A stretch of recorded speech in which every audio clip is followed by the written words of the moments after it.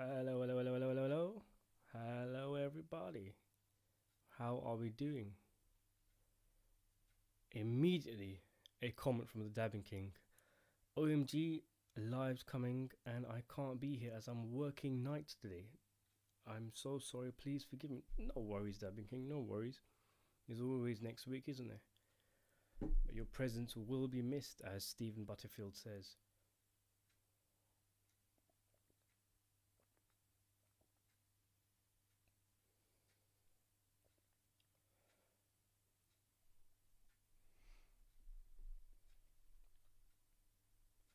So, how are we doing? I'll tell you how things are doing with me. I have broken my microphone. So yesterday I released that video, didn't I, of Ridley Scott's new Gucci movie, in which he wanted Pacino and De Niro and Adam Driver and Jared Leto and other people in roles in the film. And just before I was about to start recording it, I've got a Rhodes microphone, and they're a bit different. They kind of, the microphone kind of sticks out, and I was trying to adjust it and turn it, and I just snapped it off. I thought to myself, what am I going to do now? How am I going to record this? I'm supposed to hold it in my hand. It's going to sound weird. There's going to be too much interference. So you should see the way I've set it up now. I've got the microphone. I've got a Comfort Lenor laundry detergent. I've got one of those massive bottles. I've put it on its side, and I've shoved the microphone through the hole of the handle, and shoved the cable in the other side. It looks pretty stupid, but the show must go on. Hi, the Lurie89. Nice to have you on.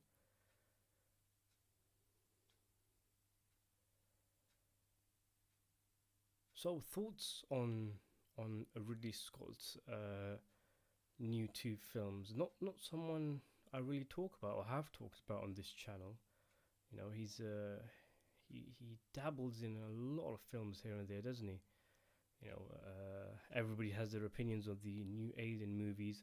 I'm really looking forward to The Last Duel, though, mainly because of how much it is reminiscent of his first film, The Duelist, 1977, with Harvey Keitel, one of my favourite Ridley Scott films. And obviously the next one, if you guys haven't seen my video that I released, I think it was yesterday, wasn't it? Yeah, yesterday, on Ridley Scott making a film about the murder of the grandson of the guy who founded the Gucci company, who was killed by his ex-wife or something. He Ridley Scott wants De Niro in the film. He wants Pacino in the film. He wants Adam Driver in the film. Jared Leto in the film. He's already got Lady Gaga in the film. Obviously, a cast doesn't make a movie, but that is still some stunning cast, and especially for someone like me, that caught my attention, obviously, because they're talking about De Niro and Pacino, obviously, so close after The Irishman. I mean, everybody wanted them to work together for so many years, didn't they? After Heat, which in itself was a huge thing at the time. And then we got Righteous Kill in 2008, I think it was, which was terrible. Well, not terrible, just mediocre, not really up to the standards that you would expect from De Niro and Pacino. And then finally we got the last hurrah of both of these guys' careers, the last hurrah of the gangster genre, the last hurrah of Martin Scorsese in the gangster genre, The Irishman. And I think we all just kind of assumed that Pacino and De Niro, yeah, they might pop up in good films here and there, like De Niro's got Killers of the Flower Moon coming out, but we just never assumed that they would make a film together again. But it seems that is going to be the case if they both sign on to Ridley Scott's new film. So let me just check the chat. Right, Martin W, how you doing? Mr. Red, hello CR, afternoon, love your work and content. Hello Mr. Red, how you doing? Stinkfoot23 says, hey dude, I'm so glad you're doing another live chat. Keep up the good content. This week was awesome. Oh, thank you very much. Yeah, I mean, it's good interesting news coming out, wasn't there? Because I think slowly we're starting to see the movie industry pick itself back up on its feet. So we're starting to see more news come out. and hopefully we'll start seeing news about films like Killers of the Flower Moon, which I'm sure a lot of you guys are waiting for, and the Sopranos prequel movie, supposed to be released in February of next year. The Louis 89 asks, do you like Ridley Scott's historic movies like Gladiator, 1492, Kingdom of Heaven? I do, from what I've seen. So I've seen, off the top of my head, I've seen The Duelist, which, as I mentioned, I liked. I've seen Gladiator, which, again, I liked. I haven't seen 1492. I have seen Kingdom of Heaven. I'm not sure which version I watched. Everybody seems to say that the theatrical version is crap, but the extended version is a brilliant film. I think I've seen the extended version. I'm not really sure. It was a decent film. It was uneven, I would say. It had some really good parts and some kind of boring parts. I think when Saladin, the leader of the Arabs, when he pops up about halfway through the movie, it gets really interesting from there. But all the stuff in the beginning with the romance and the beginning, the first hour kind of seemed like an extended intro. Had Liam Neeson pop up as Orlando Bloom's father, and there's a lot of stuff that doesn't really need to be in the film. They're supposed to be tackling.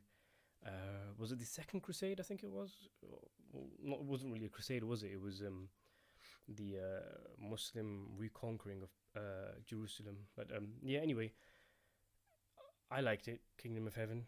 It was good, I think, but a bit uneven, perhaps. Right, where are we? Stephen Butterfield's asking, Stinkfoot, why is your foot why your foot be so stinky? Asking the important questions. Come on, Stinkfoot, you've been called out now.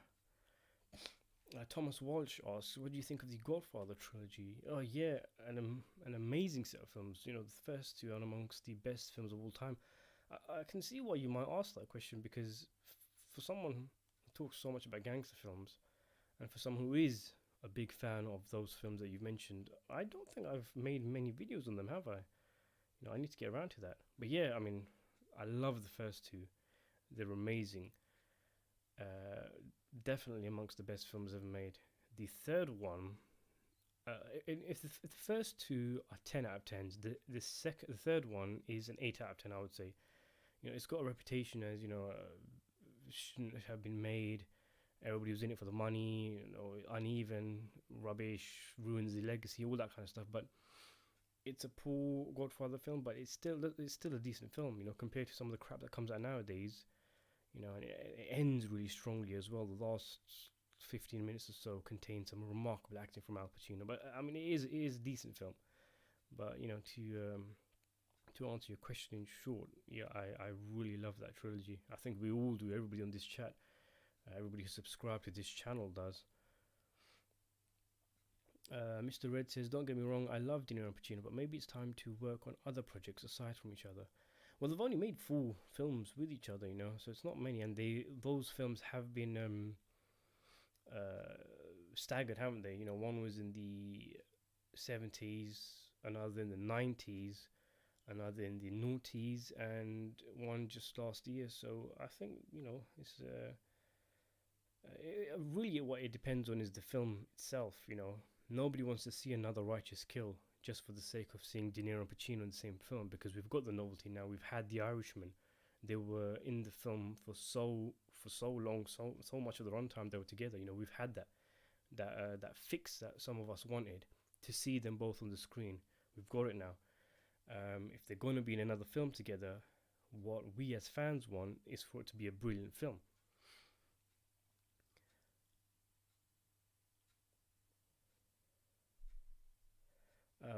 Roman Soto says, did you see that The Irishman was finally announced for Criterion? What do you think of the cover art? So yeah, I have seen that. I'm in the process of making a video for it, just to let people know who don't actually know about that yet. So if you don't know, The Irishman is coming out on Blu-ray and DVD. It's going to be a Criterion release. I think it's November it's coming out. The Blu-ray's $30-ish, the DVD is something like $20-ish. And to answer your question, the cover, I like the cover art. It was from that scene from Frank Tune Appreciation Night when Pesci gives De Niro the Ring, and they've kind of taken a shot from that, and it looks like a kind of almost like a, there's all kind of mallet oil paintings. And yeah, I mean, yeah, if you just type in the Irishman Criterion, you'll see the new poster for the Criterion release. It's a pretty good poster. By the way, I'm gonna try. I mean, it's becoming like a running joke now. I've been saying this pretty much with every live stream, but I'm gonna try my best this time today to keep this one short and sweet. Because obviously, the last one, I said that on the last one, it ended up nearly 3 hours long. It almost was as long as The Irishman itself. And the one before that was about 2 hours. The one before that was about an hour and a half. So they're getting longer when I've got the intention to make them shorter. But the reason is, if they're really long, if they're 2 hours long, no one's gonna watch them on the playback. So I think it'd be better if we keep them short, and that means we can do them more frequently, and it means more people will watch them, and more people will start engaging with the videos and having conversations with each other. If someone, if you see a video that's 2 hours long and it's just me yabbering on, no one's going to watch that, are they? So yeah, I'm going to try and keep this short, half an hour, 45 minutes max, if I'm able to do that. It's you guys that are stopping me, you asking some really interesting questions, and you just keep me going. So anyway, where are we? Right. David Salgado, hello. Hi, David. Nice to have you on again. Dabbing King's not here, by the way, if you're wondering where he is. He's working tonight. Mr. Red asks, what did you think of the film You Were Never Really Here, starring Joaquin Phoenix? I haven't seen that. I've heard a lot about it. I've heard it's kind of a spiritual successor to films like Taxi Driver. What do you think of it? Is it worth me checking out?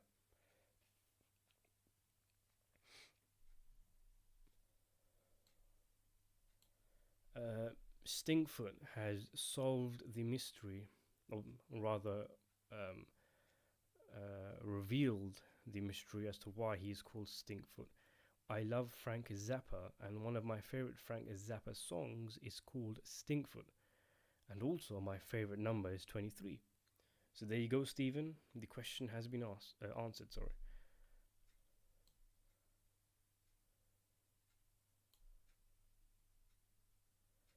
So we've got a few guys talking about Joe Pesci's career as a singer and a rap artist. I mean, he's if you asked him, do you guys think that he would say he's primarily an actor or a singer? Because I've heard that he's far more interested in his singing career. He did obviously start off as a singer and a comedy duo with guys like Frank Vincent. The two were doing singing and comedy routines together. So yeah, I mean, that'd be interesting. I've not really followed his music career. I don't really know a lot about it, to be honest. Mr. Red says, Righteous Kill. Ugh, I had high hopes for that film, and when I watched it, I was disappointed. I think we all were, it was... what I found the most disappointing thing about it was that it was so mediocre. If it was really bad, in a way that would be better, in the sense that, they've, these two titanic actors have made a really bad film. We can all watch it, we can laugh about it, make memes about it, and it becomes a kind of, a cult film, That would be a possibility if it was really bad, like Jack and Jill level bad. But the problem was that the film was just mediocre, It was just another random cop movie that just happened to star Al Pacino and Robert De Niro. That's the only reason why anybody even remembers it. But yeah, not a good movie. Thomas Walsh asks, do you think Harvey Keitel will do a good job as Meyer Lansky? So yeah, if you don't know, you can check it out in a video I did recently, but Harvey Keitel, veteran mob movie actor, is going to be playing a veteran Jewish criminal that I'm sure most of you guys know, Meyer Lansky, who was part of the original kind of milieu of gangsters who formed the National Crime Syndicate, basically the modern day mafia. He's part of the it was mainly him and Charles Luciano who created the mafia as we know it. So a very interesting character, very influential character, a very rich person as well. You know, he was one of the most successful mobsters around. And there's a new movie coming out uh, about his life in which Harvey Keitel plays an older Meyer Lansky, and he's telling his story to a reporter. And obviously, the film is gonna utilize flashbacks like a lot of gangster movies do. And I imagine the main bulk of the film will be the flashbacks, just going through his life. And I do think he will be a good Meyer Lansky. I think Keitel's got it in him. I just hope the film is good, that it's a good script, because that's my only real worry. I mean, he can play roles like this in his sleep. You know, he's made for these kind of hard-edged criminal roles, and now that he's so old, that he's in his 80s, he's able to play these older kind of roles. That, you know, he had a brilliant cameo in The Irishman, very intense performance there. So he showed he's definitely got it, but he just needs quality behind the camera and quality in the script. So for me, it's not so much as a case of will Harvey Keitel be a good Meyer Lansky, it's whether Lansky will be a good film.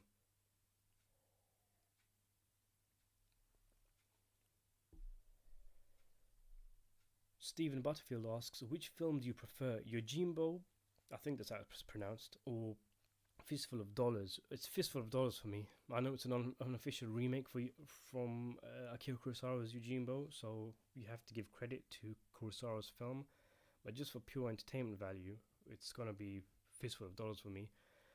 I wasn't. Maybe I need to watch it again, but I wasn't really that much of a big Yojimbo fan. Really, I preferred the sequel.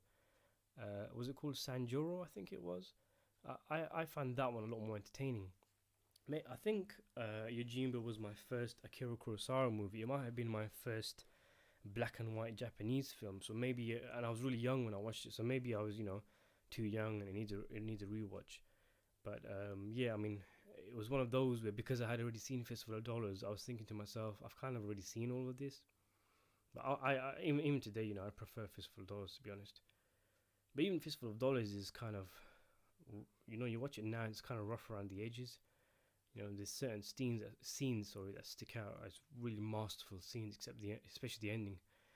But the other two films, For a Few Dollars More and The Good, the Bad, and the Ugly from the Dollars trilogy, they are on another level to A Fistful of Dollars. A Fistful of Dollars almost feels like a beta test compared to them two.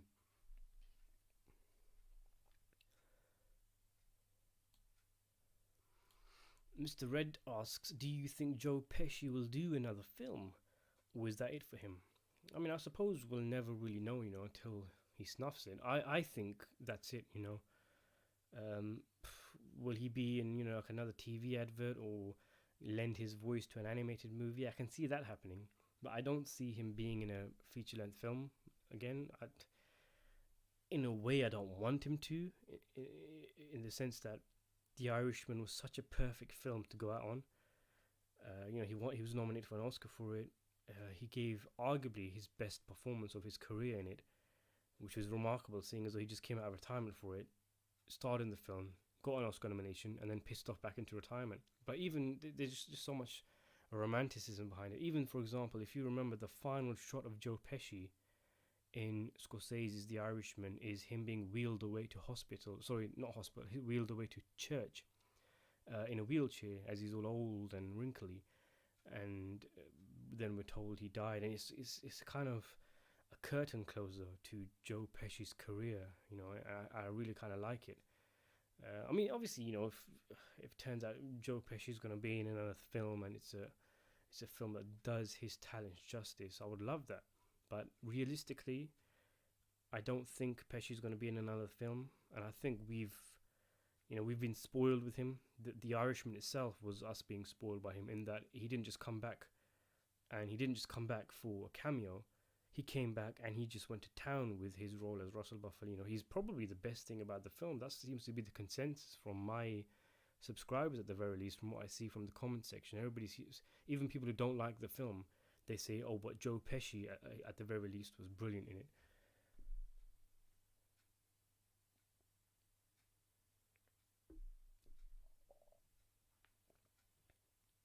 So David Salgago wants me to rank Scorsese's religious films. So if we're talking only the three films that you've listed, because you could make an argument that he's made other religious films. You know, there's religion sprinkled in all of his movies, I guess. Um, I mean, I think I need to. I didn't really click with Last Temptation. Maybe I was too young, but I couldn't really relate to it. So maybe I'll have that last. Then Condon, which I found interesting, but ultimately I felt as though it felt like a kind of safe Scorsese film, almost like he was showing too much respect to his titular character, and it came off as a kind of very mild movie. Silence, on the other hand, I found was quite strong. I really enjoyed Silence. So yeah, I'd have it in that order. Silence at the top.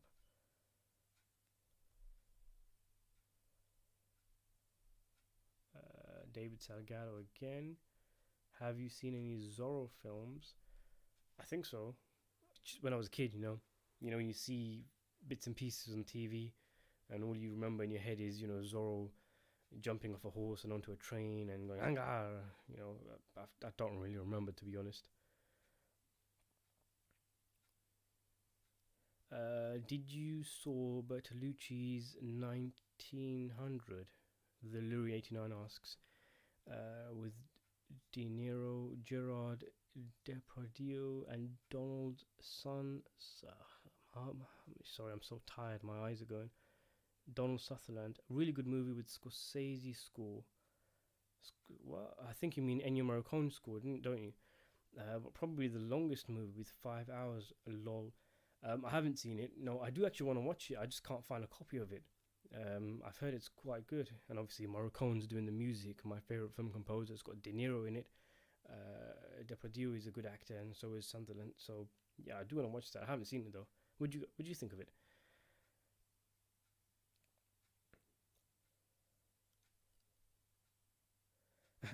Stephen Butterfield, do you plan on doing more turtle videos?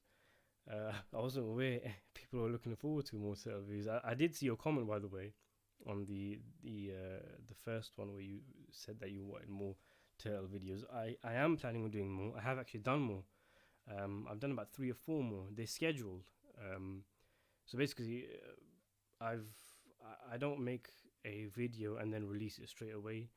I'll make a video and then I'll put it on a schedule, and I'll kind of stagger the kind of topics. So I think tomorrow I might have a movie review coming out, and then the day after a bit of film analysis, and then day after that a bit of movie news. That's the way I do it. And those 3 or 4 turtle videos that I have got scheduled, one's coming out I think in a couple of weeks, then the next one after that, and after that, and so on and so forth. So yeah, I have got more turtle videos coming.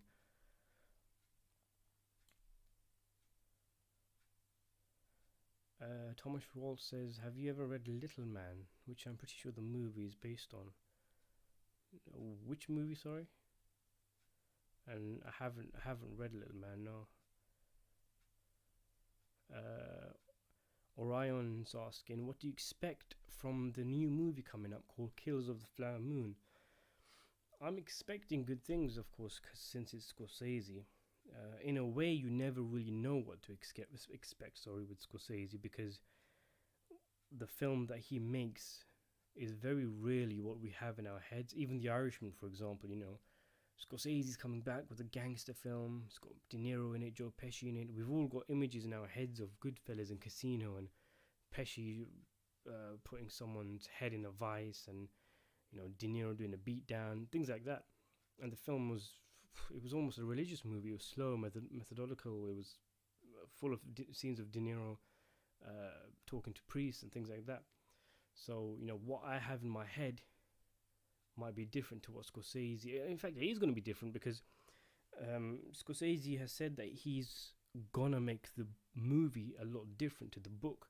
The book is a kind of murder mystery, a kind of whodunit of these Native Americans being wiped out, probably for the fact that they're so rich and they've got access to oil rights, and the FBI, well, they weren't called the FBI back then, but just to keep it simple, the FBI were trying to investigate. But Scorsese has said, and I've mentioned this in a few videos, he's not interested in the murder mystery aspect of it. And I'm happy about that because, I don't think the murder mystery aspect of the book is that strong. He's more concerned with the what kind of man it takes, what kind of morality one must have to be able to commit genocide, to be able to kill numerous people and not think anything of it because you don't think of them as human. So it's a kind of a character exploration, a kind of perhaps introspective movie. Harking back to the days of Taxi Driver and Raging Bull when he used to make those kind of films. They've Paramount even said the movie now with the recent script change has less commercial value. It's still got a huge budget, but there's less commercial value, and this makes it seem more interesting to me. And I think we're going to get a really good film, a powerful film, a dark film, one that goes to dark places. So yeah, I'm expecting good things. Irishman. Just because it doesn't have to be a gangster film for Scorsese to hit his peaks. In fact, you can make the argument that his two best films aren't even gangster films. Most people think his two best films are Raging Bull and Taxi Driver. So yeah, I am really looking forward to Killers of the Flower Moon. Perhaps more so now that Scorsese has said he's not doing it as a murder mystery. He's doing it as a kind of character exploration. The fact that DiCaprio is playing a very interesting character. He's not playing the usual boring main character, investigator kind of thing that he often does. This is not a safe character. This is an interesting character for him, and De Niro has a brilliant role in the film. So, I mean, that's all I say, because then I'll go into spoilers. But yeah,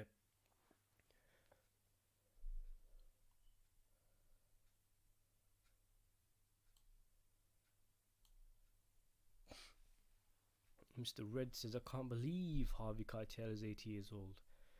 Yeah, I mean, it's been around for ages, hasn't he? But he's got one of those faces that he kind of looks the same in almost all of his films. And then, decades go past and then it just hits you. Oh, wow, this guy's old.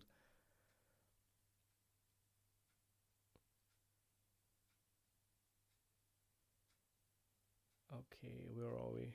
Thomas Walsh's Gojira 1954 was the first black and white film first black and white Japanese film I ever saw. Yeah, I think mine might have been Eugene. I've seen Gojira, by the way. It's a good film. I think Yojimbo was my first. I think the reason why do you remember when a while back I told you guys about how I got into film and how one film led to another and led to another? I think because I watched The Good, the Bad, and the Ugly, and then I watched A Fistful of Dollars, and I learned somewhere that this was an unofficial remake of a Japanese film. And then I checked out Yojimbo, and that's how I got into Kurosawa and Japanese films. El Ru's asking me my favorite black and white movie. Oh man, there's just too many to name, isn't there? To pick one, I mean, that's not saying what's your favorite color movie. You're not really limiting the options, the parameters. You know what? I mean, instead of dilly dallying around, let me just see my ratings. Yeah, just give me a second, and I'll give you a proper answer instead of dilly dallying around. Some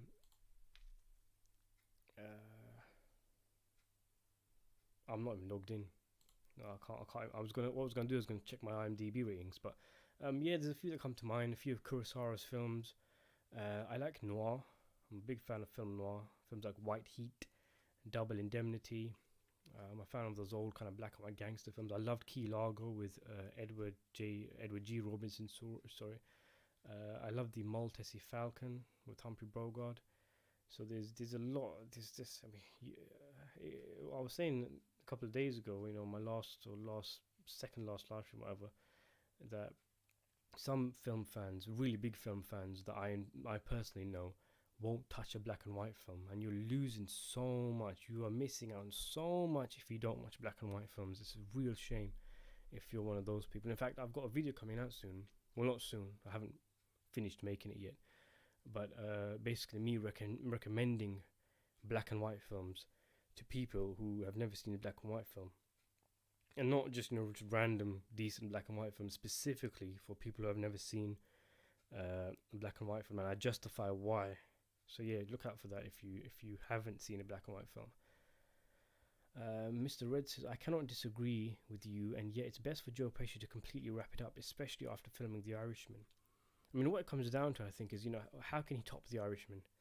He might, because he's not like De Niro or Pacino, where they're not really thinking about their filmographies. They're just, taking roles as they come, roles which are fun, roles which give them money.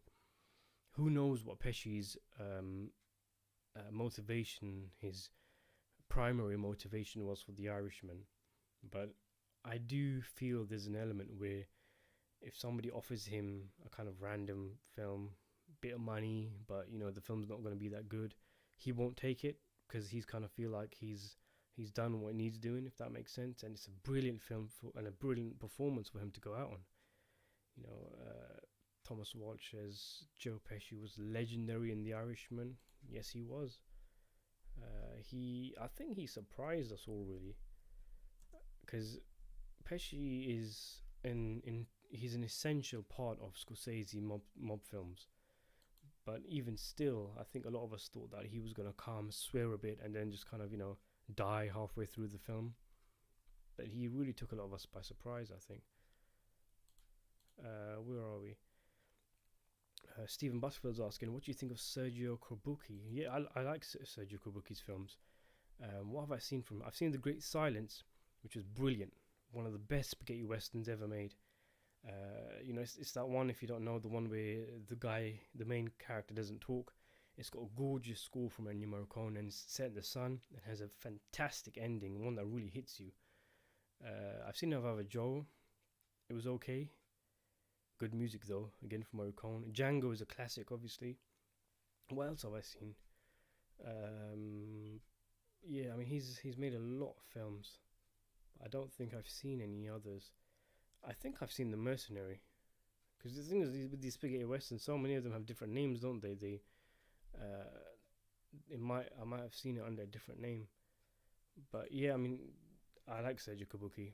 There's Sergio Corbucci, there's Sergio Leone, and there's another one, I can't remember who. I think it was the guy who made the Big Gun Down. But yeah, there's 3 Sergios who made some really good spaghetti westerns. Obviously, the other 2 aren't on the level of Leone, but still. Mean Street is a religious film, says Stephen Butterfield. Yeah. The Irishman is as well, and there's Scorsese's relationship with religion is touched upon in loads of his films, like Goodfellas, like Bringing Out the Dead. It's all of it's part of his staple, his template.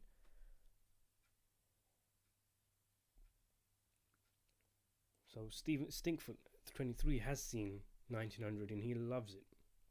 So Stinkfoot, I guess, is recommending it.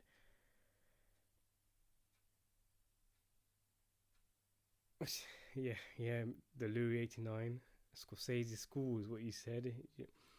Might be time to hit the hay. Speaking of which, I've just checked the time and we're on 33 minutes, so if I'm keeping my promise, we're going to be closing up soon. But I'm too far behind the chat, so let me just run through this quickly. Have you seen Mad Dog and Glory? Says David Salgado. No, I haven't. That's the one Bill Murray and De Niro, wasn't it? The comedy film. Uma Thurman's in it, I think. Or was that a different film? No, but yeah, I know which film you're on about. I haven't seen it though. Did you get the Irishman novelization book? Nope, I didn't know there was one. Martin W says, did you give your turtle names? Yes, I have. Did I name them in the first video? I don't think I did name them in the first video, did I? But in the next video, I do reveal their names. Stephen Butterfield is asking my favorite Sopranos character. I mean, it's a series full of amazing characters, but if you're going to pin me down, pointing a gun at my head, I'll say Phil Leotardo. Phil Leotardo is just a hilarious character. He's got some of the funniest one-liners, and he's played brilliantly by Frank Vincent, who kind of I don't how do I explain this? I mean, I mentioned it in my review of Deadwood with Ian McShane, where I said that there's some actors who you know the good actors, but they just never have the role that kind of defines them, that kind of shows people like, this is who I am, this is what I'm capable of.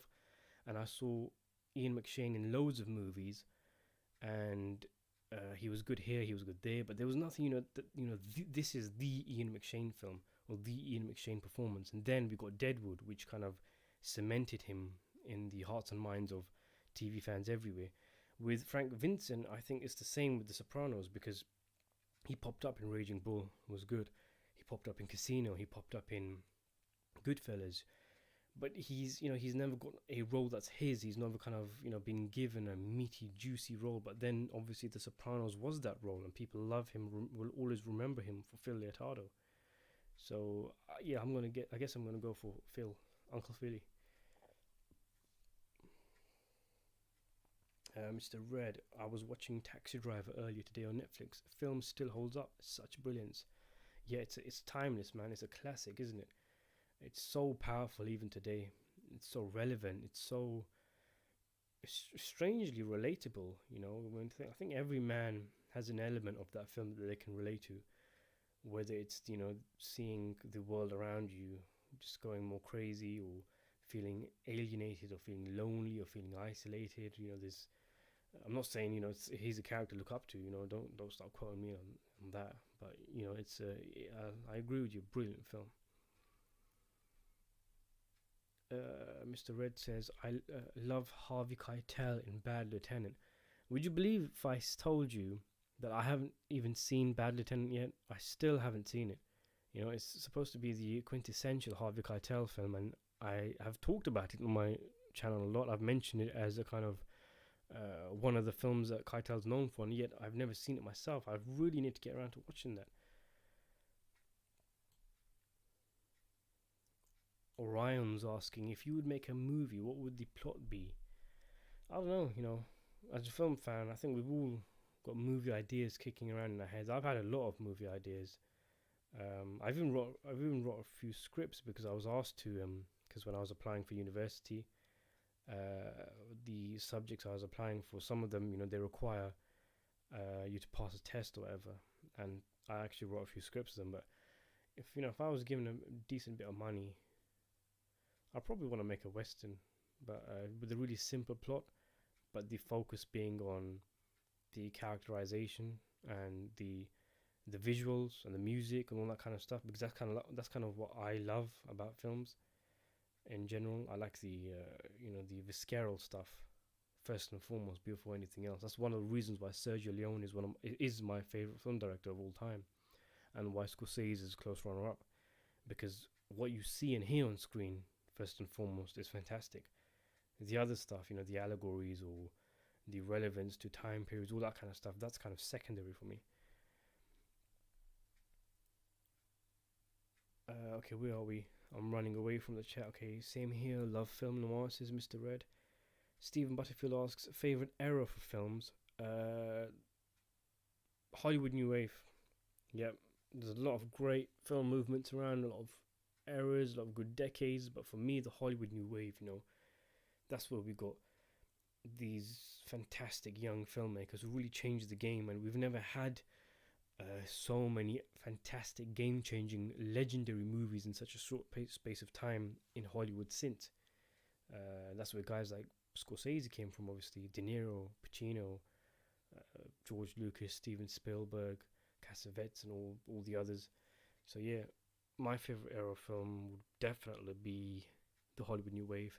Mr. Red says Humphrey Bogart and James Cagney, the best. Yeah, I mean, their movies are brilliant, They've got so much screen presence. There's just something about those old actors that very few are able to replicate these days. Stinkfoot23 is asking, have you watched Bugsy yet?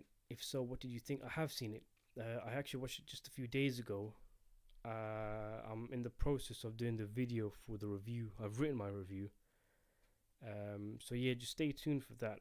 The review will be coming out. I can't promise a time when, what day, because I've got so many videos scheduled.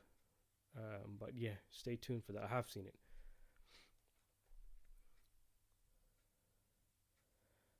Mr. Red, I'm the same. I love watching black and white films. You got to appreciate those kind of films. You do, you can't. I mean, it's like almost like you're racist to a certain kind of film if you can't take that it's black and white. You'll get used to it. Color's overrated, and in fact, a lot of people today complain that films have too much reliance on visual special effects. All these superhero films, things like that. But the same people won't watch black and white films when a black and white film is not going to rely on visual effects because it literally doesn't have visual effects, meaning it's going to rely on characters, it's going to rely on story, the same thing you're crying out for. So if you want to watch, if you're upset that you can't, see a good film with a decent story or good characters in it, watch a black and white film. Stephen Butterfield, I love how ruthless Sergio Corbucci's characters are. Yeah, man. There's a lot of ruthless characters in Django, and obviously, what's his name? The guy who played the Hunchback in For a Few Dollars More.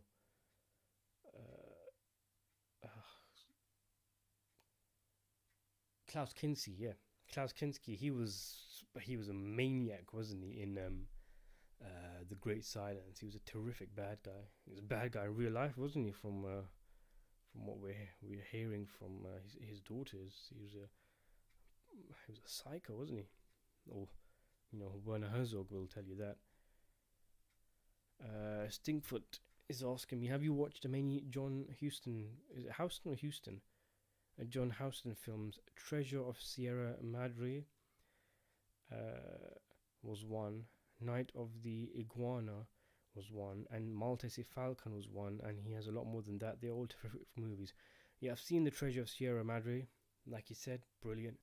I've seen The Maltese Falcon, classic. I haven't seen The Night of the Iguana, and I might have seen one or two more of his, but I mean, if they're on the same level as those two films, and I haven't seen them, then I've got a lot to look forward to.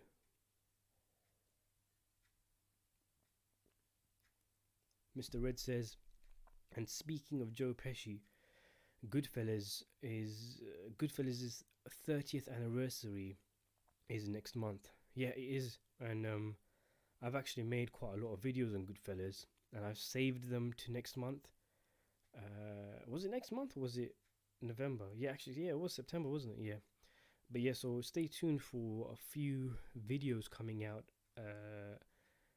over the next few weeks or so in celebration of Goodfellas' 30th anniversary.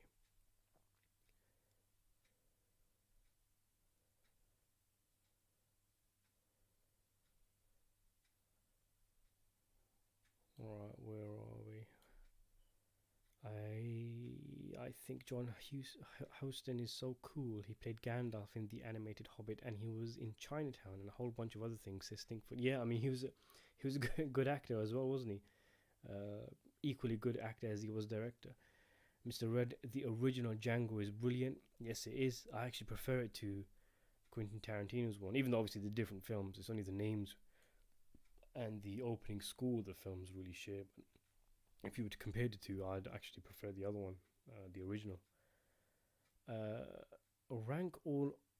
David Salgado is asking, rank all the Scorsese movies from the 2010s.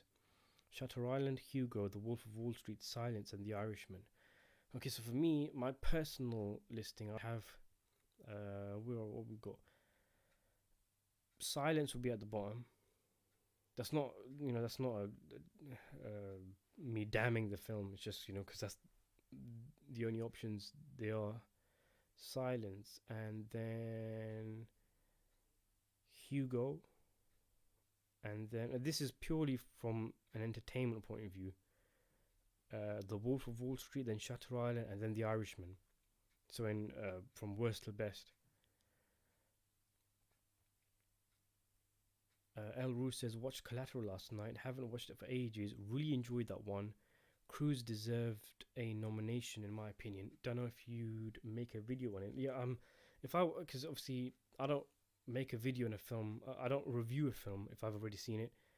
If I do that, I go out of my way to watch it again for the sake of the channel, because people are asking me to watch a film, and then I do a retro review.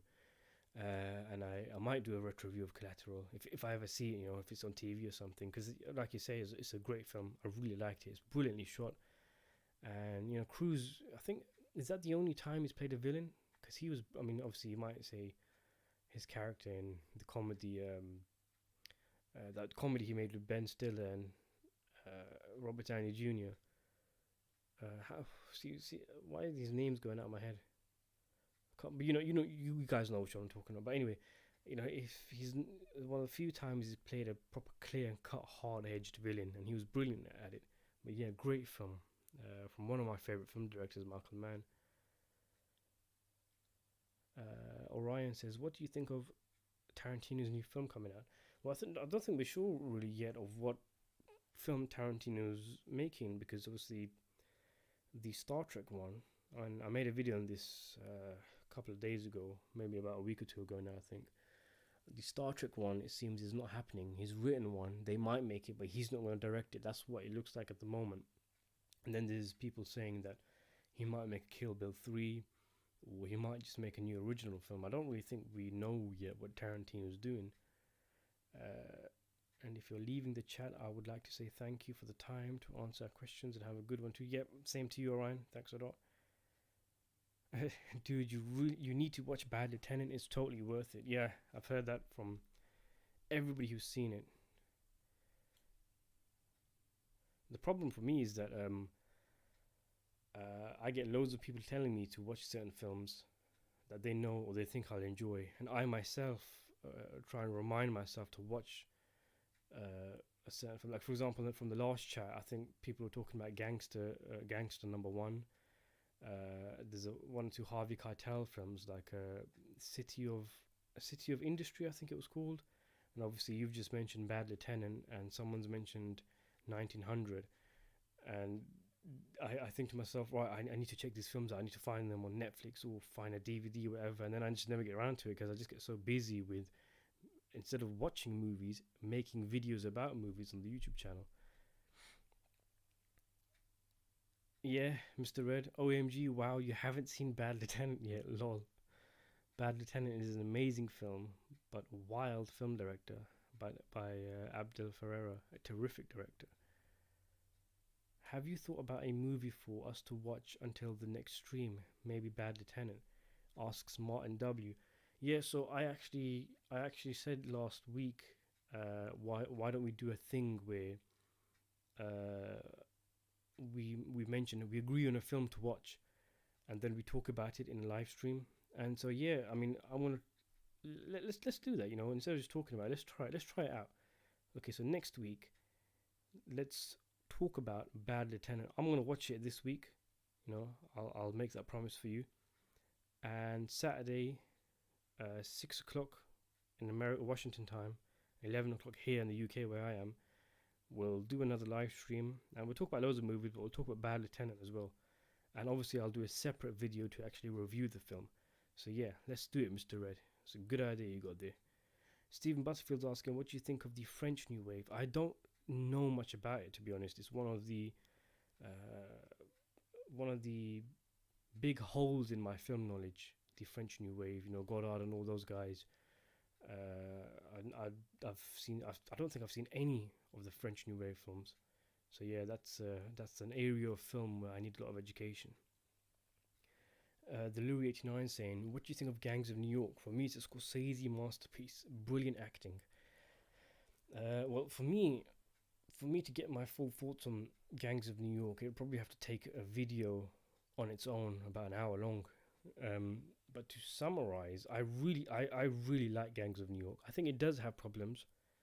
Most of those problems stem from behind the scenes issues. Like, I don't know if you guys know, I covered this in a video of mine called The Curious Case of Gangs of New York. But Harvey Weinstein and Martin Scorsese were going at it with each other. They disagreed on the where the story should go. Scorsese wanted to make a kind of historic film about the gangs of that time. Weinstein wanted to make a love triangle movie between Daniel Day-Lewis, Cameron Diaz, and DiCaprio, and what you get is a kind of bit of both, and you can kind of see that's a little bit disjointed, but there's so much creativity in it. I loved the production design, and I just loved the idea of making a film about that subject and about that time period, and I really enjoyed it. But I do think it's got problems. But yeah, it's one of my personal favorite Scorsese films, but in a way that is a kind of not guilty pleasure is going too far, because that suggests it's a bad film, which it isn't. But I have a lot of love for Gangs of New York. Stephen Butterfield's asking, how many films do you watch a week? Very few now, because obviously I'm a grown man. I'm a father of kids. I've got a wife. I've got a job, a full-time job. I've got, up until very recently, I had a part-time job and another part-time job, so 3 jobs at the same time. That's excluding the YouTube channel, which takes up a lot of time in of itself. So, nowadays not a lot. I catch films when I can, which usually is late at night when everybody's asleep. But then I just get tired because I'm not a teenager anymore. But back in the days, when it was high school and college days, I could watch. It's not a competition, obviously, but in general, I would watch 1 film a day at the very least, sometimes 2, but usually it was 1 film a day. I actually don't like watching more than 1 film a day, because I like for the film to kind of settle and for me to think about it and for me to go over it in my head. So yeah, nowadays, to answer your question, 1 film a week, even at that. And then there might be a week, 3 weeks down the line, where I'll watch 5 films, and then it's 0 for another. It's really about where I can find time, and I do not have a lot of spare time at the moment. John Huston is pronounced Houston, Texas, like Houston, Texas. Thanks, Stinkfoot. One of my biggest issues is pronunciation, and when I pronounce these words correctly, it's usually because you guys in the comments of videos have told me. Check out this video I did called what was it called? Yeah, why was Jimmy not killed for killing Billy Bats in Goodfellas, something like that. And there's like hundreds and hundreds of comments talking about how I mispronounced the names, and looking back, for me it's hilarious. Like, I was how could I make this crazy errors, like calling the Lucchese family the Lucchese family? But it's all part of the learning process, isn't it? I watched a remake of Bad Lieutenant, says the Louis 89, with Nicolas Cage. It was not too bad, but I need to watch the original too. I'm really interested in watching the remake, because I've heard it's one of Nicolas Cage's wildest performances. It's directed by Werner Herzog, who's a pretty wild guy in himself as well. I'm probably more interested in watching that version than the original. It's not a remake, by the way. I don't think it's a remake. People say that there's not a lot of commonality between the 2 films. Where are we? Mr. Red, Sergio Corbucci is the best. Loved both Django and The Great Silence, yet 2 classic spaghetti westerns.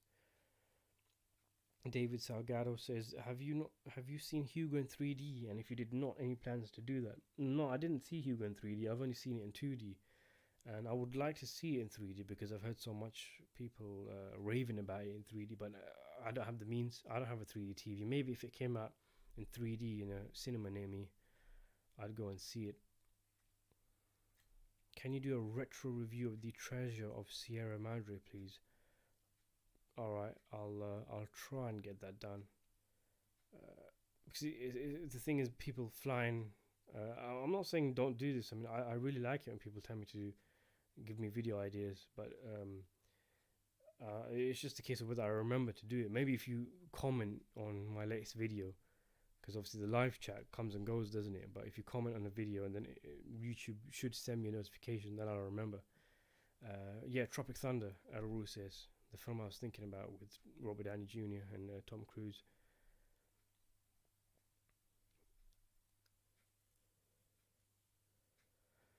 Mr. Red says, I'm clueless as to what Tarantino's going to do next. I think we all are. And Mr. Red says, I think Tarantino should team up with John Travolta again. That'll help Travolta's career tremendously. Well, I mean, it depends really, doesn't it? Depends what he's going to do. What do you guys want Tarantino to do? I've heard people want him to do a science fiction horror film. Some people want him to make another Western. Some people want a crime film that harks back to the movies he used to make in the 90s. What do you guys want to see Tarantino do? And the question is more interesting because if he's to be believed, his next film is his last film.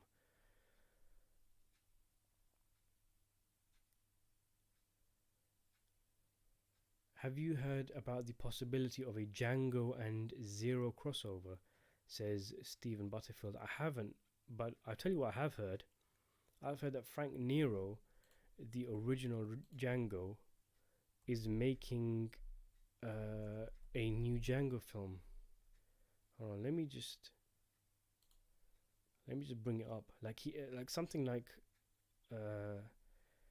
in the film they make a Django film, and then the real Django pops up. Something like that. Okay, hold on, I found it. And it's called Django Lives, and it says, okay, so I don't know what I was talking about there because the description says the renowned gunslinger fends off racism in 1914 America. He's up in the years, but still as deadly as ever. Sounds different from the story that I heard it was going to be, but it says it's in pre-production, but I don't think it is. I don't think this film is getting made because this has been around for ages, but it doesn't seem anything's happening with it. So that's the Django film I've heard of. Have you seen any Bruce Lee films? Says David Salgado. Yeah, I saw Enter the Dragon when I was a kid, and I liked it. Don't remember too much of it though. There's another one I saw which I thought was not as good, but it was okay. Was it Fist of Fury? Is that the one with Chuck Norris? Hold up. Let me just look it up because it's gonna bug me.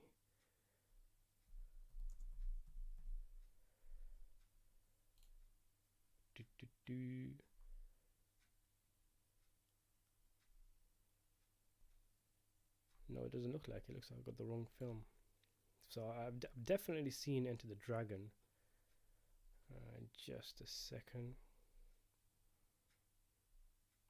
Yeah, The Way of the Dragon. Yeah, that's the one I've seen. The other one, which I thought was okay. I thought Enter the Dragon was really good. The thing is with Bruce Lee is that obviously he's an amazing fighter and everything, but the films themselves, it was almost like he was born in the wrong time period, because if he could make films now, because there was lots of weird issues, wasn't there? Like the cameras were too slow for him, sorry, he was too fast for the cameras, so they would have to slow down the footage to make it visible. But obviously in today's age, the kind of cameras that we got now, he would look amazing, wouldn't he? And there'd be no need for it. I mean, look what they pulled off in films like The Raid and The Raid 2. So imagine Bruce Lee alive and well now, and what kind of films he would make now.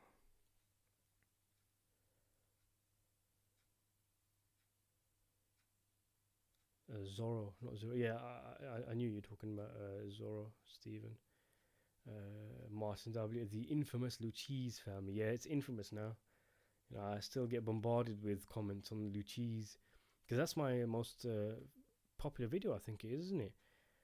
That one about the Lucchese family.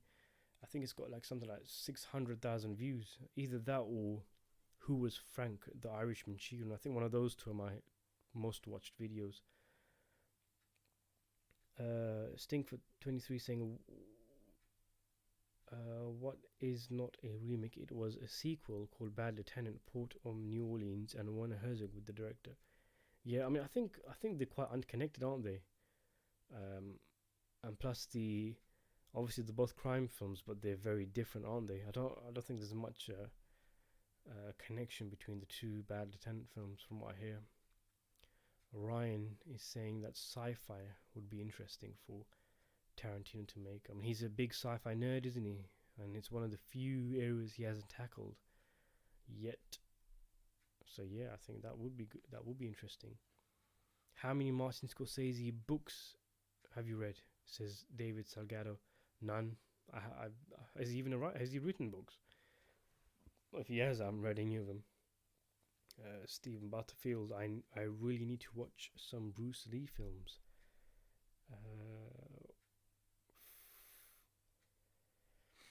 Favorite Scorsese film is asked by Stephen Butterfield.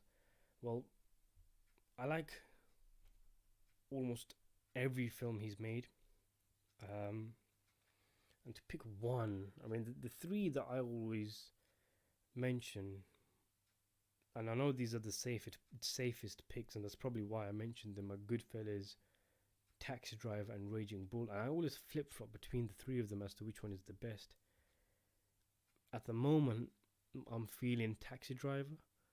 I think that's a good pick for the ultimate best Scorsese film. But ultimately, he's just such a brilliant director. It really doesn't matter which one you pick. There's just so many great Scorsese films, isn't there?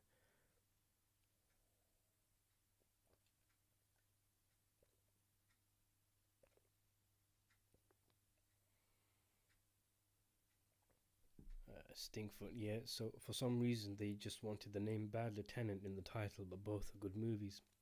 So yeah, I'm gonna check out the first one at the very least. See if I can check out the second one, and then we'll talk about it in the next live stream. And I've already broken my promise, haven't I? Because this video is now over 1 hour long when I said half an hour.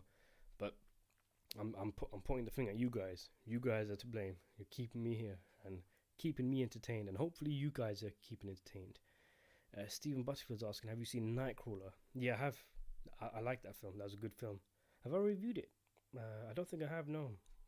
But yeah, that was solid. I really like that film. I like those kind of, Nightcrawler, Joker, those kind of films that kind of hark back to those kind of films like King of Comedy and Taxi Driver, those kind of loner weirdos, where the film starts off as relatively normal and then it just goes all that bizarre towards the end. But it was a very stylish film, very intriguing. I liked Nightcrawler.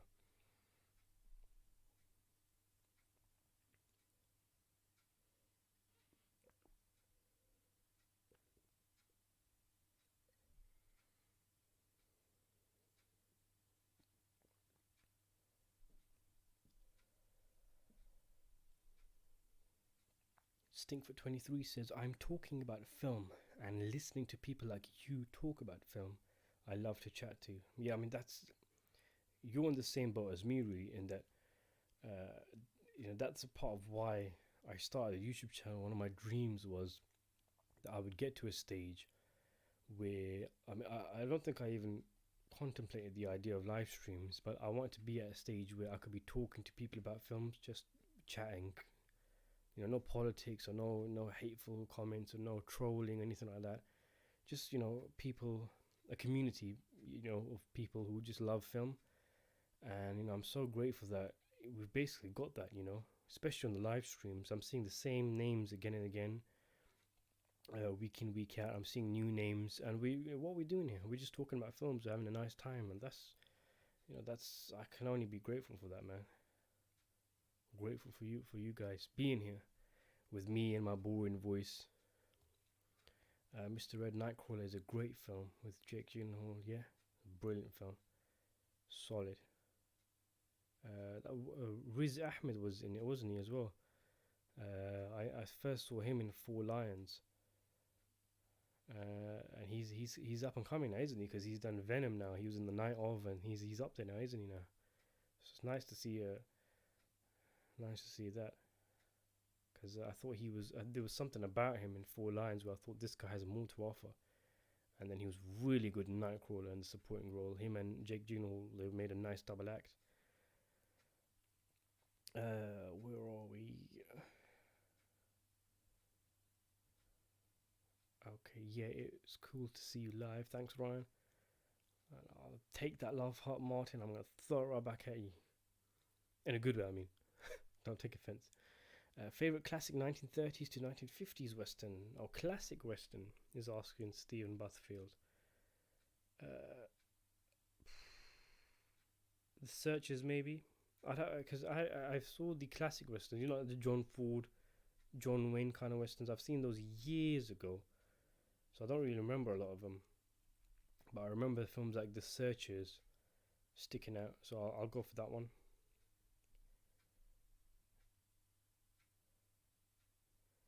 Mr. Red's asking if any of us have seen The Master. I've seen it. I really enjoyed it. I didn't understand it, a lot of it, but I did enjoy it. It's mainly because of the performances. from Joaquin Phoenix and Philip Seymour Hoffman. Just like with what you're saying right now, they were brilliant in the film. That jailhouse, the jail scene has just come into my head, where they're both raging at each other. The acting in that film is brilliant. Yes, I'm going to be that guy. I think you're recommending Friday with Ice Cube. Classic. Yeah, it is a classic, isn't it? I always hear that being brought up. I haven't actually seen that for myself. I've seen very few hood movies. I've started to watch them. I've finished a review for what was it called, Boys in the Hood, which I saw a couple of weeks ago, and I've seen 1-2 others, but that's an area where I haven't seen many of. Stinkfoot23 is asking, do you have a Patreon account? I do actually, yeah. I think it's just called Cine Ranter. Hang on, let me just have a look. I'll just go. If you click on my channel, yeah, if you go to my channel's homepage, and you look at that little banner at the top where it says Cine Ranter, movie reviews, film discussion and analysis, and more. There's a few buttons on the bottom right hand side where it says subscribe. It shows my Twitter, and the last icon on the far right is the Patreon account, and the actual Patreon account itself is called the Cine Ranter. So Cine Ranter, but with a the before. If you want to know my Patreon, I'm just clicking on my computer. I just before we started this live stream, I was finishing up on a video on the Sopranos about the you remember the Russian, remember the episode Pine Barrens, where Christopher and Paulie get lost in the woods and they lose that Russian that they try to kill, and it's one of the great Sopranos mysteries as to, you know, what happened to the Russian. You know, did he make it back? Did he plan for revenge? Did he die? What happened? And I believe I know the answer. So, you know, if you're a Sopranos fan, I've got a lot of videos on the Sopranos coming up. But the thing is, I've kind of, like I mentioned, I stagger my videos. You know, so there's Sopranos videos, then it's a movie review, then it's an Irishman, like that. I do that kind of stuff. But with the Sopranos, I know that a lot of people are going to be more interested in it towards the latter half of this year, because obviously the movie's coming out in February. So I might leave a lot of videos to there. Right, where are we? Do you have Discord? No, I haven't, Mr. Ed. I don't have a lot of I don't know, where am I? I think the chat's run away from me. Let me just go back to where it was. Where are we? So yeah, Mr. Ed, do you have Discord by any chance? No, I don't. David Salgado, bye. See you next week. I got way more questions for you, but bye. Thanks a lot, David. I'm always seeing you here. It's really nice to have you on. You tend to ask me questions that send me on a tangent, and I spend 15 minutes answering them, but I love it. Thanks a lot. Bye bye. Yeah, Ryan, funny episode, wasn't it? One of the very best in the entire shows. But yeah, see, I'm just sorry, I'm laughing while I'm talking, but I'm just remembering some of the scenes in Pine Barrens. But anyway, where are we? Mr. Red says, Boys in the Hood, Menace to Society, and other urban films that come to mind, are absolutely stellar. Yeah, Boys in the Hood was really good. That was very emotional, surprisingly, because when you're watching a hood movie, the last thing you expect is that you're gonna come away or trying to hold back your tears. But that's what happened to me with Boys in the Hood. I've not seen Menace to Society, but I'll check that out. Stinkfoot23 has just given me a donation of $4.99. Thank you so much. I really appreciate that. He says, love the content, love the chat. I wish I could contribute more, man. Listen, you know, whatever you can do, you know, that's more than enough. You know, I'm so grateful. Thank you so much for that. So yes, I'm going to be that guy. says, being from the hood during the 2000s, this is the ultimate list for hood movies. So Boys in the Hood, so I've seen that one. All the Friday movies, I've not seen any of them. They're on my watch list. Menace to Society. Don't be a menace to society while drinking your juice in the hood. Is that all one film name, or is that you giving me an advice? Don't be a menace to society while drinking your juice in the hood.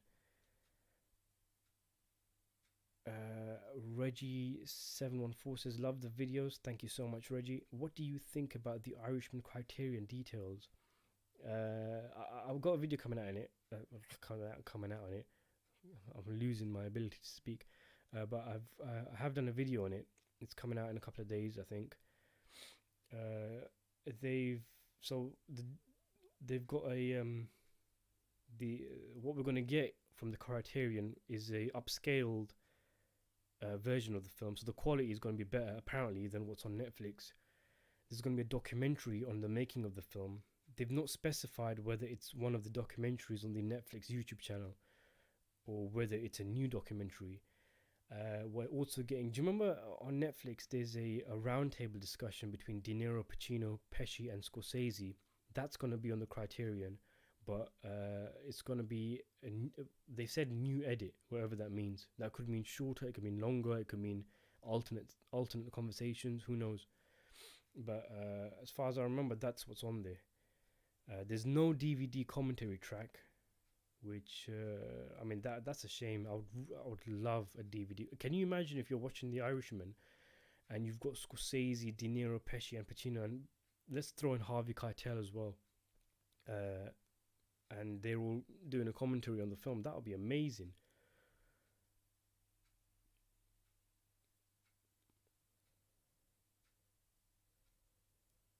El Rusa and Boys in the Hood is on TV now.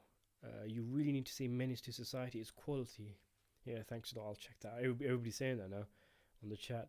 I need to check that film out. Mr. Red, Boys in the Hood is a very emotional film with a message. Yep, and that message is still relevant today. Buck is saying my mic volume. I'm losing my voice.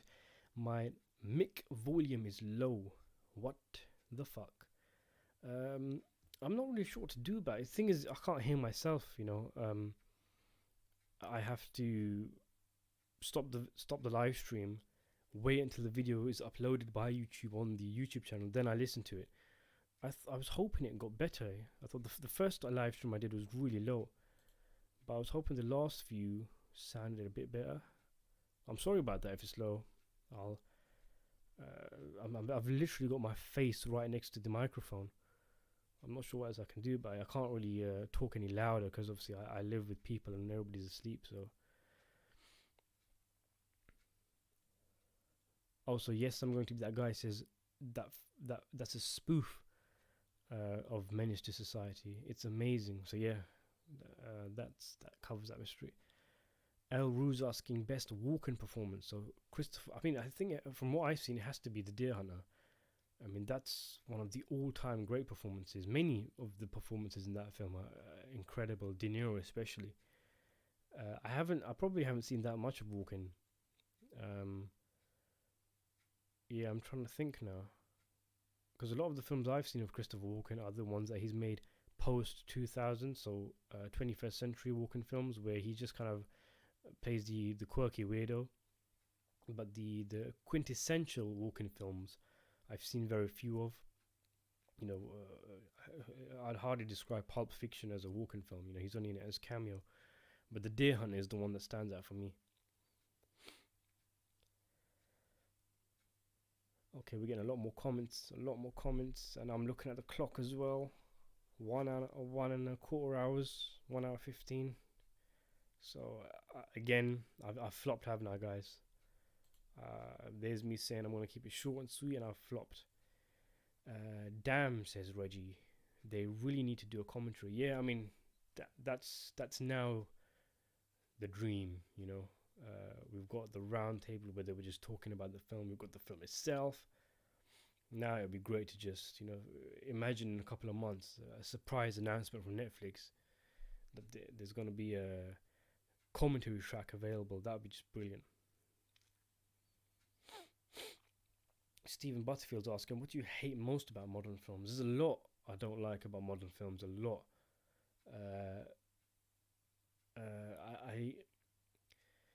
I mean, if I suppose we'd have to split it between the films themselves and the industry. You know, the industry is becoming so much more greedy, so much more money orientated. They're pushing out creative directors. The films are basically assembly line films that have already had their plots and all this kind of stuff laid out by the producers before they've even hired a writer in the first place. So there's that side of it. But with the films themselves, I don't like the fact that we've settled for mediocre CGI and special effects, that it's become the norm to just accept that, you know, films are going to have shit special effects. I still think that no, films should be aiming higher, and if they can't get a tsunami on the screen done right, or a building crashing, wherever it is they're showing, they shouldn't show it at all, or maybe film it in a way where it looks good. You know, I'm also in the boat where I think that there's a lot of political correctness in films. There's a lot of virtual signaling, movies kind of jumping on the bandwagon to what they claim is to diversify, but what it's actually doing is just kind of getting them good PR points. There's loads of things I don't like about modern movies, and it's not just a modern thing. You know, these kind of things haven't happened for a long time. I would say the main thing I hate is the lack of creativity in mainstream movies, and the fact that there's a monopoly when it comes to Hollywood films, and now all you get is superhero films, remakes, reboots, sequels to films nobody was asking for, and just things like that. I miss the days where a unknown or even a established director could get a mid-budget, 30 mil, 40 mil, and make a film that he wants to make. We just don't really get that nowadays. You either get ultra high budgets where the director has no creative control because they can't take a risk, they have to play it safe, or they do take a risk and the director does get creative control, but he gets an ultra low budget of 1 million, 2 million. So there's no balance. You need a balance, and that's probably what I'd say is the worst thing, one of the worst things about modern day Hollywood.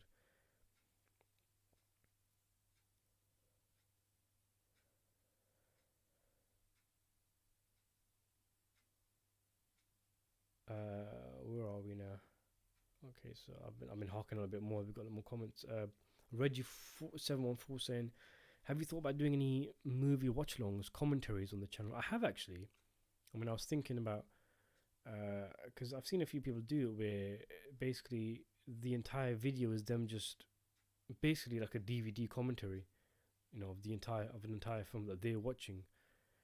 If you guys want me to do something like that, and if you've got a film to recommend me to do something like that, I will, because it's something that I was actually thinking about, but the thing that stops me, and there's a few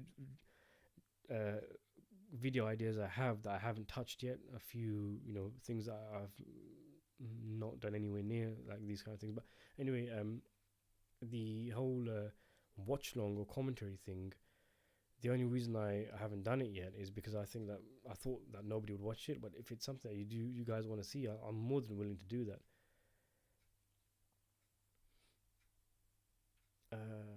Yes, I'm going to be that guy. Says Straight Outta Compton might be the best hood movie ever made,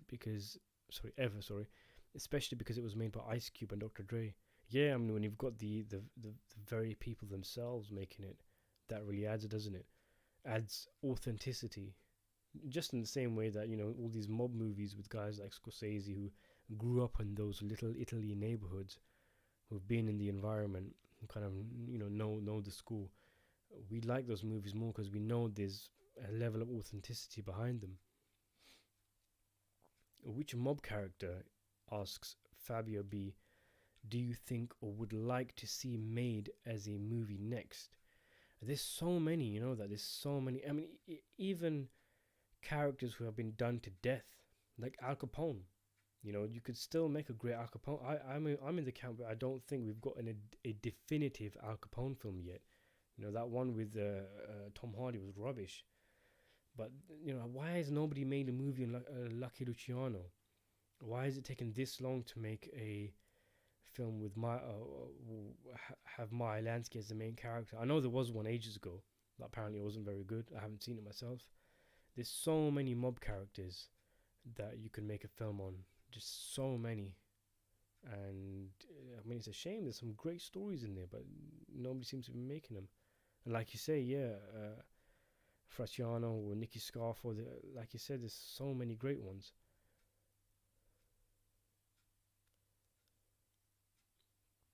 Mr. Red says Christopher Walken's performance in both King of New York and cameo appearance in True Romance is phenomenal. That's the one I was thinking of, King of New York. I don't know if you noticed, but I paused there for a second because I was thinking about a film of his that I've heard a lot about that I haven't seen, and that's King of New York. I have seen True Romance, and yeah, the scene where he comes and he's talking with again, name's got out of my head, but you know which scene I'm talking about, where they're talking about Italians and heritage and all that. That's the best scene in the film. He was brilliant, especially when he was laughing.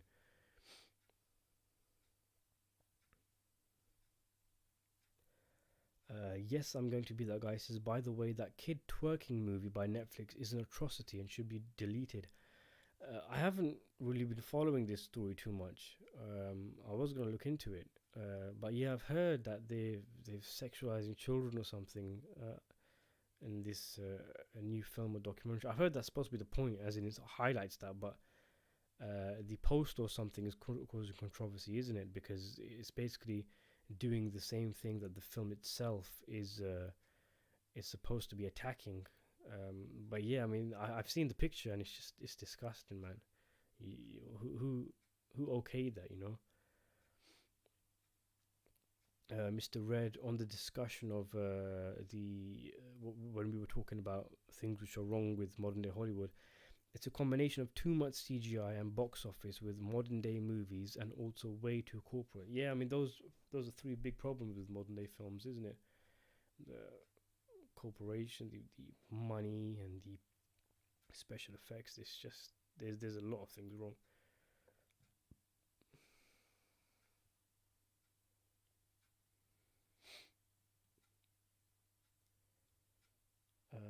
Where are we? Reggie says The Untouchables is probably the best Al Capone movie, but I thought De Niro kind of played him like a comedy character. He did, didn't he? He was a very I remember watching the film thinking, okay, so you've got one of the first time I watched it, okay, you've got one of the arguably the best gangster actor playing the most famous American gangster, and I thought he kind of comes across like a Looney Tunes character. You know, he's so over the top, but I suppose it suited the style of the film. But I see what you mean, you know, like a comedy character.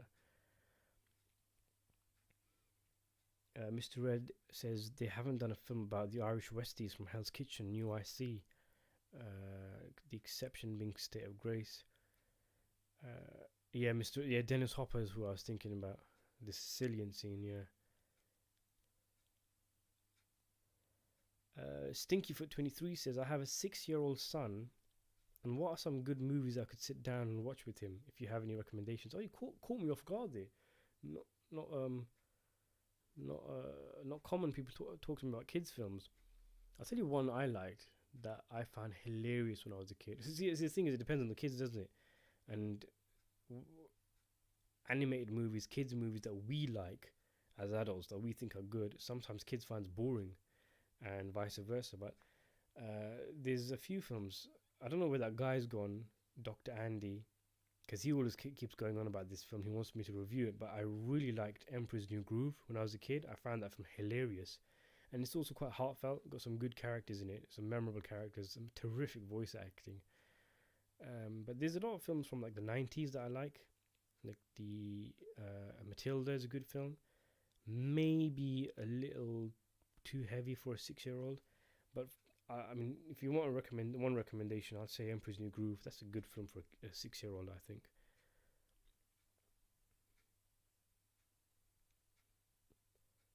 My son likes classic horror films like Universal Monsters. Well, Mr. Stinkfoot, you you're. I'm not gonna say you're giving your son the right kind of movies, because I was about to say that, but then I might get attacked for someone saying that. Why are you telling him to show his kid horror films? But yeah, I mean, that's interesting. Your 6-year-old likes Universal horror films. Maybe show him Dracula then, or I mean, what? Or maybe a comedy one. Like I recently watched Abbott and Costello meet. Is it? I can't remember which one it is. The first one they did, the one that has Bela Lugosi in it.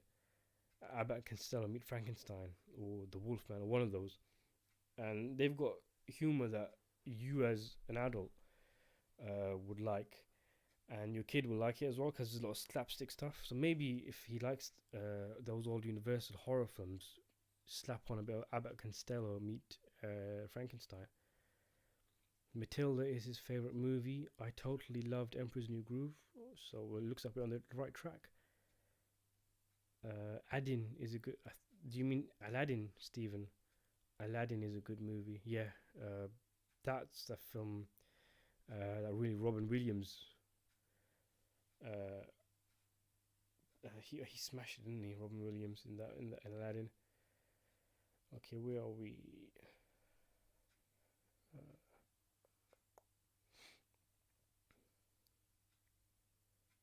My 3-year-old loves Saw movies, says Ryan. Okay, that's a bit disturbing.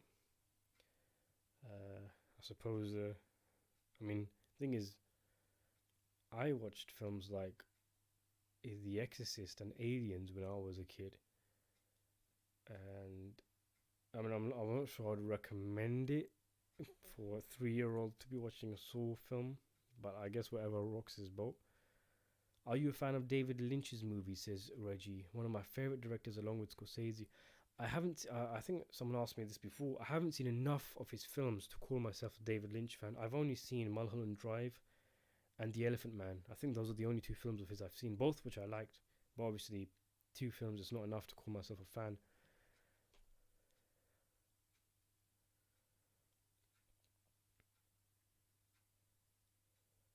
Abbott and Costello meets Frankenstein started his obsession with Dracula lore. So it looks like we're on the same page then, Stinkfoot. Fabio's asking, have you watched the interview of George Valdez on Vlad TV? I haven't, no. Should I? Is it good? I've seen a few of his, the Francaise one, and a couple of the other ones. He's got some good characters on there, hasn't he?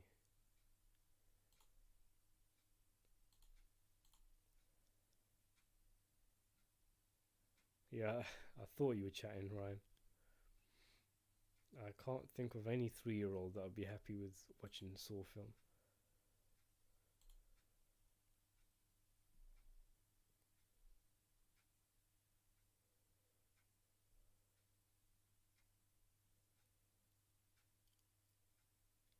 So Fabio's recommending me that interview on Vlad TV. Yes, I'm going to be that guy. Says Ratatouille is a movie I saw as a kid, and I still watch it. I still watch most Pixar movies. Yeah, I mean Pixar's a great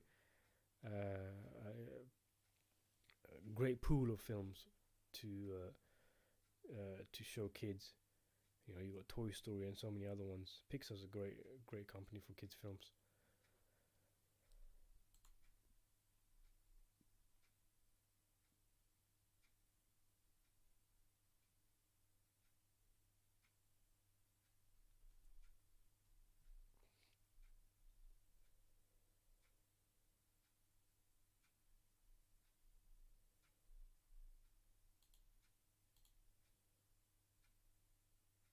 Right, so we have we're just about to hit 1.5 hours, and I'm gonna end it now. I think the conversations are starting to slow down, and I've flopped it again.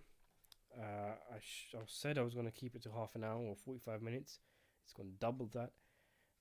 But I mean, again, I really enjoyed this, guys. Thank you so much. I'm hoping you guys enjoyed it. Sorry, I didn't drone on and bore you to death. Um, Hopefully, I'll see you next week. Same time, same place, Saturday, 6 o'clock American time, and let's do what Mr. Red was saying. I think it was Mr. Red who recommended it. Let's do it and watch Bad Lieutenant with Harvey Keitel before Saturday, and then let's talk about it next week. And obviously, we can talk about other films as well. But I'm gonna try and make sure I watch that film, and then talk about it on the live stream, and hopefully we can start making that a thing where we watch a film and talk about it, because that's what it's all about, isn't it? That's what this whole channel is about, just talking about films, casual conversation about movies and whatever you guys want to talk about. So yeah, I am gonna end it there, guys. I really enjoy this, and I hope you guys have a good day, good night, good afternoon, whatever it is, wherever you are. I hope you guys are staying safe with this virus that's going around, and I hope that where you are, it's all self-contained. And goodbye.